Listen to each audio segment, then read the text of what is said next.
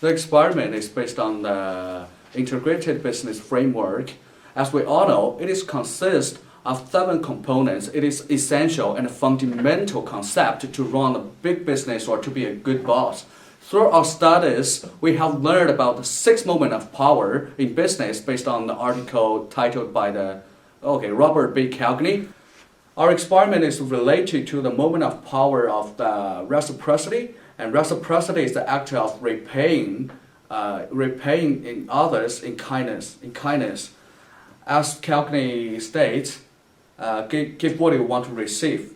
Our presentation is broken up 3 major parts: experiment, data analysis, and conclusion.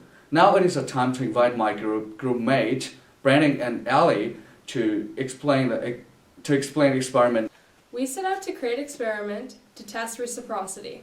We did this by having individuals be approached by Brandon in our control group to complete a short survey. Then we had a variable group in which I opened up the door saying, "Here you go," and then they went on to talk to Brandon. We wanted to test to see whether the good deed I performed would be reciprocated onto Brandon.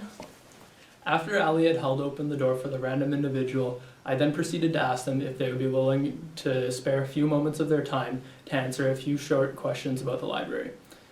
The random individual did not know that Ali and I were connected, and even though we were testing for how many people said yes versus no, I still proceeded to ask them 3 questions so that they did not feel manipulated by what we were doing. The 3 questions were: how many days a week do you spend at the library? How many hours a week do you spend at the library? And do you ever use the library computers when you go?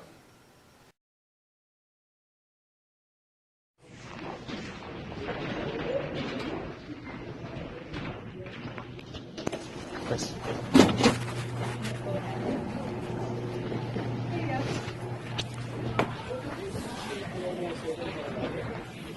Consistency is crucial to any experiment, so we were careful to limit our variables. We kept the same actors, as in myself opening the door and Brandon performing the survey, and we kept the same environment of in front of the library. We also stick to the same script. I always said, "Here you go," as I opened the door, and Brandon said, "Hello, do you have a few minutes to do a survey about the library?" Now we'll go to Chelsea, who's going to tell you about our data.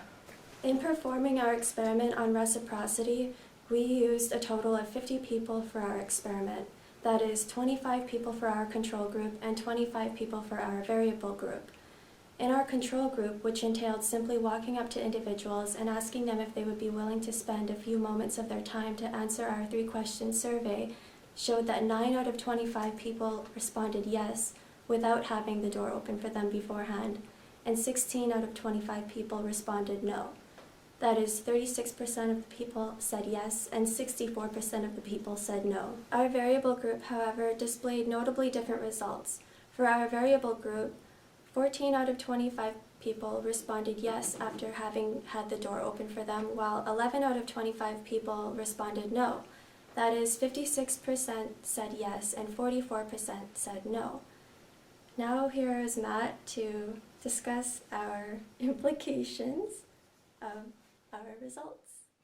If the experiment was repeated, some alterations would occur, such as where the experiment took place. We concentrated on one door, the main entrance to the library. Next time, we would visit a variety of building entrances. Also, we would change the time of day in which the experiment takes place.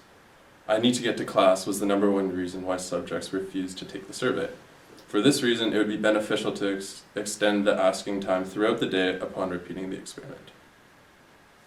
These results confirm my hypothesis and the principle of reciprocity. It was shown that individuals are more willing to help others after being helped themselves. We predicted that within the variable group, responding yes to answering our survey would be more likely to occur, whereas in our control group, people would be less likely to respond yes. Despite our predicted result, a 36% yes answer in the control group was surprising and lower than expected. To conclude, with an increase of 20% between yes answers in our 2 groups, it is evident that people repay in kind.